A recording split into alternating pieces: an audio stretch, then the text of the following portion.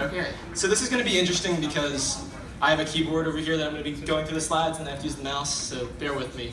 But yeah, okay. So my game was called The Cave, or is called The Cave. It's a VR puzzle game about manipulating lasers using hand gestures and utilizing proper perspectives within the game's world.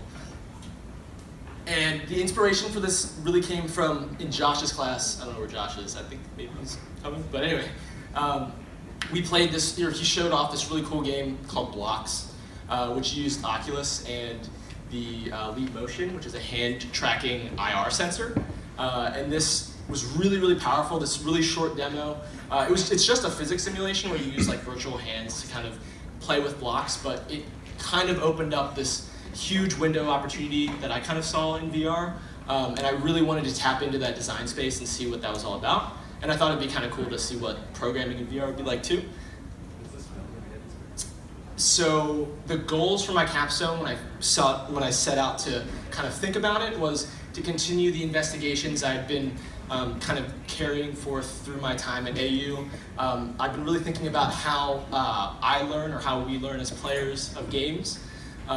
How the developers of all of our favorite games teach in their gameplay, and then how I might be able to do my best to do honor to that work, and then try to do the best I can to replicate that experience. And so I wanted to simultaneously reinforce a lot of the skills that I've been developing, but also expand upon those skills, both programming-wise, implementation-wise, and design-wise.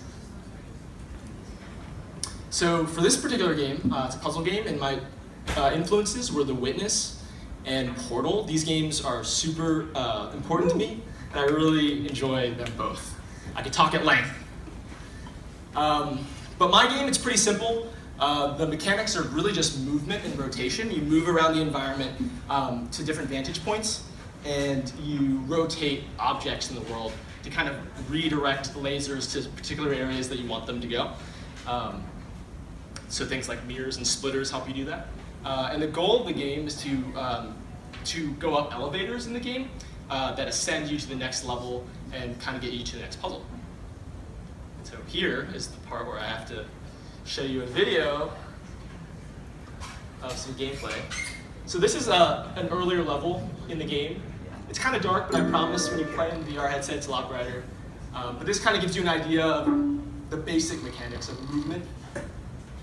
These hands are being tracked with the infrared sensor, and I've got this UI going on with rotating mirrors, and we're doing some stuff here with moving to these points, redirecting these lasers.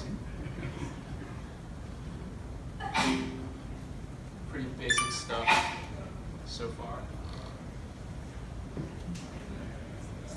This is an elevator door, and really the point of every puzzle is to try to figure out how to open this door. So here.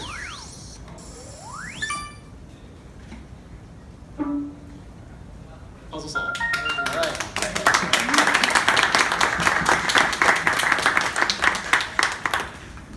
Okay. How do we present? There we go. Okay. Okay. So pretty quickly on, I was fortunate to see that players, once they got caught up with like how to interface with the game, they understood generally how the game worked, and that was both a good thing and a bad thing. It was great because it was really reaffirming to know that like I could tutorialize just the interface itself, but it was kind of unfortunate because then they kind of understood a lot of everything. So I wanted there to be an element of surprise in the game.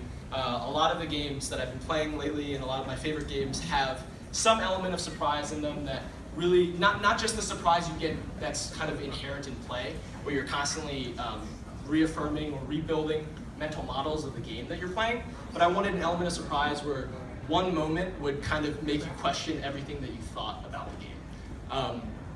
And so I really sat down with the kind of tools that you had already seen of movement and rotation, and I played around with what you could do there to try to find where the surprise might be in the relationship between the mechanics.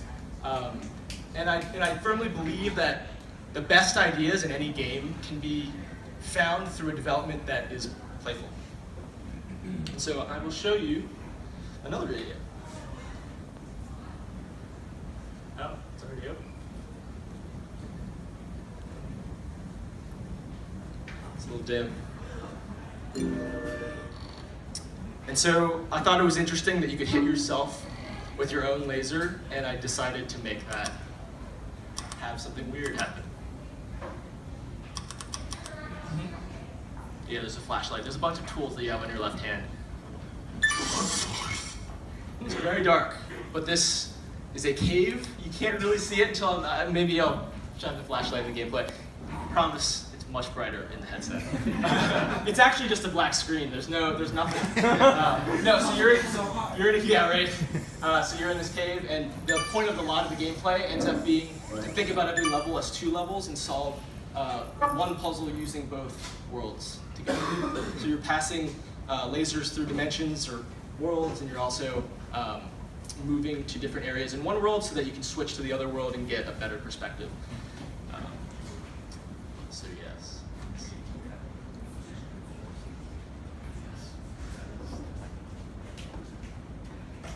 Okay, so why is it called the cave? I thought about this for quite a while, and I talked to a lot of people about this, including Ethan, who helped me really nail this down, being a philosophy nut. I think that's right? Are you a philosophy nut? Anyway, so I've really been thinking a lot about play and mental models. That's something that we've been talking about in our program, but that's also something that I've been really thinking about personally, how we build mental models of everything that we do in games and how we're always testing them.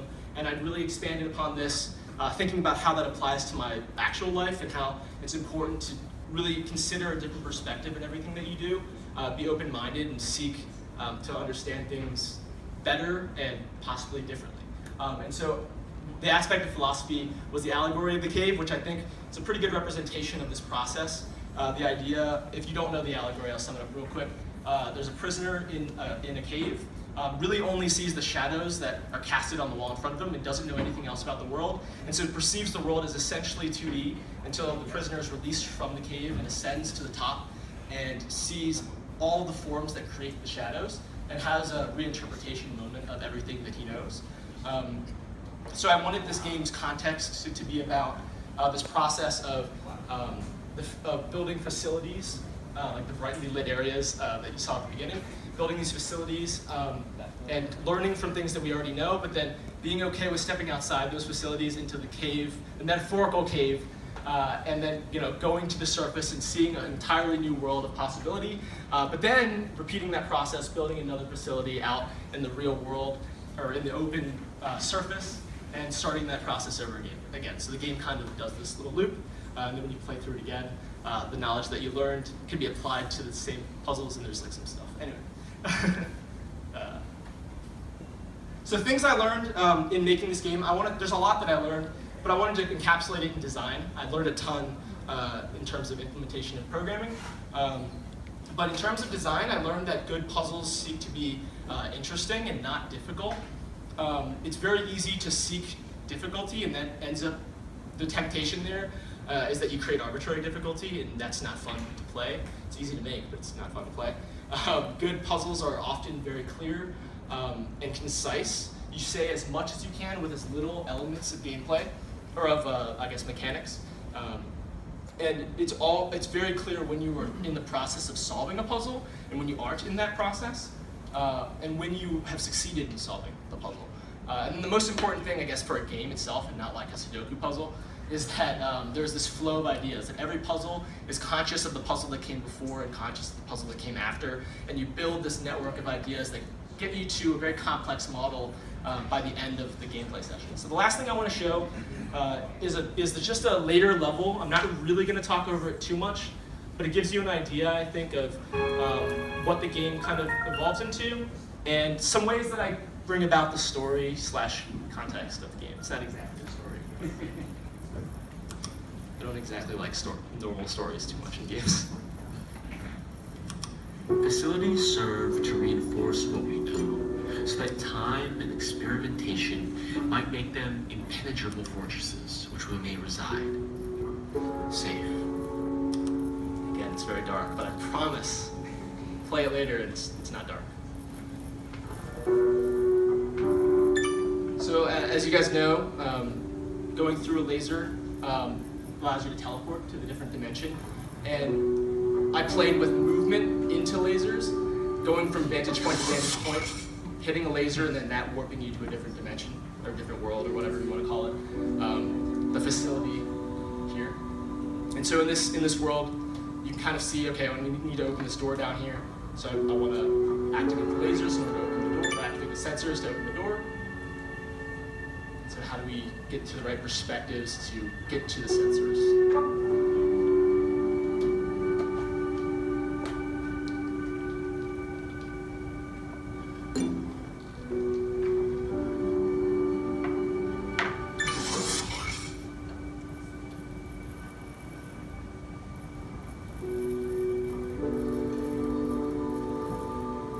There's a perspective here that we want, but in order to be there in the other dimension, we have to go to this other perspective here and warp down into it, cast the laser that gets you to the area that you want to be.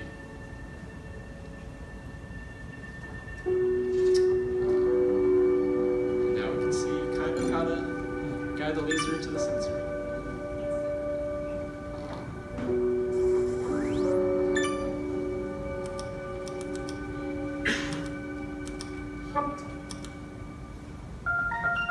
And that is the presentation. If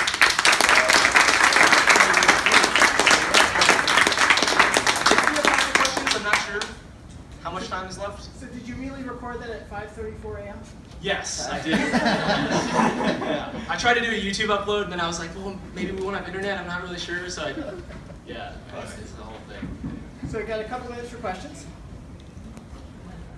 I have a basic question, Yeah. which is just, we saw a video that's obviously not VR, that's video. What would you want us to understand about the kind of VR-ness of it that we couldn't get through the video? Yeah, so, well, I think this game, there's something about VR and the depth that you get in VR that you don't see in like a normal 3D screen, that the game tries to play with later on. It's important in a lot of ways to see things that are really far away, but then also things that are really up close. So I like to play around with that a lot. But then the bigger thing for me with this game, I think, is the motion sensing and using. There's a lot of hand gestures that I didn't show. I kind of just showed what I could possibly present in 7 minutes. But being able to use both hands to, like, for instance, shine a flashlight, but also move lasers or rotate mirrors at the same time. You also get like a gesture that allows you to like scan things and do a peace sign. So designing for like, well, I guess to answer your question, I thought that was really cool. And then designing for that was interesting, coming up with what gestures were. Yeah. So less of a question, more of a compliment. I wanted to compliment you, and well, commend you. That's the appropriate academic term for the. It looked like it had a lot of really nice game feel elements. You polished the mechanics well, so there's a little pleasant chime when you complete a puzzle. When you teleport, it goes really nicely, and there's Field of view changes. Yeah, and that's really hard to do in a semester-long project. So I think it shows the rigor that, because I know that you've done a lot of work outside of the classroom on game projects. So I think that speaks well of the rigor. And then the other thing was just thinking really wisely about level design and the way that players interpret and internalize information in a game level. I thought that was really well done. That's like professional level thinking there. Thank you. Yeah, I didn't get to show the prototype, which I'm sure everybody's prototype is totally different from what they're showing off today. But to sum it up, the original prototype actually started off in this dark cave, and it was terrible.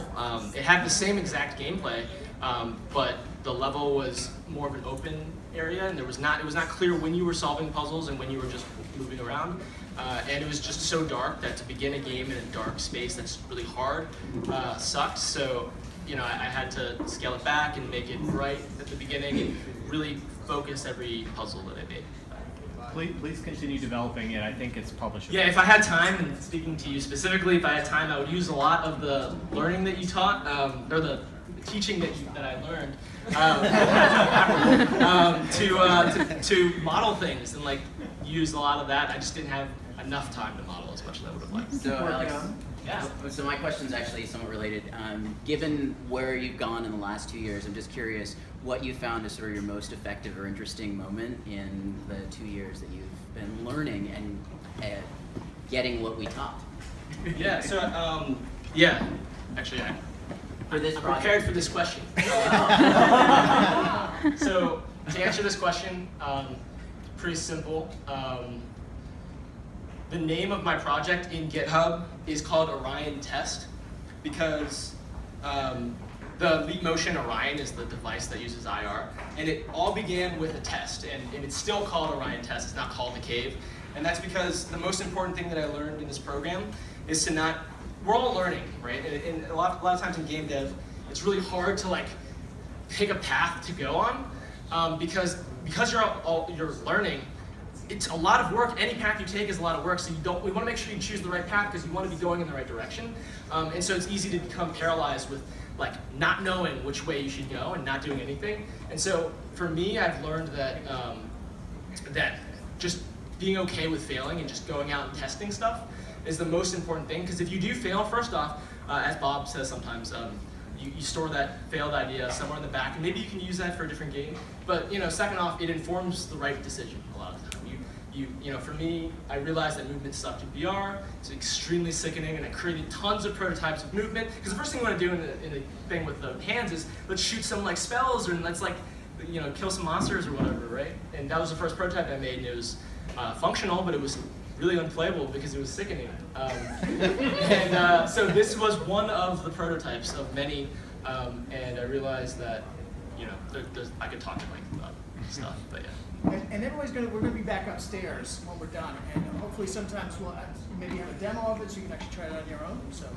Yeah, I appreciate it. I made a game to be played, so. Exactly. All right. It's ready. So we gotta keep moving along.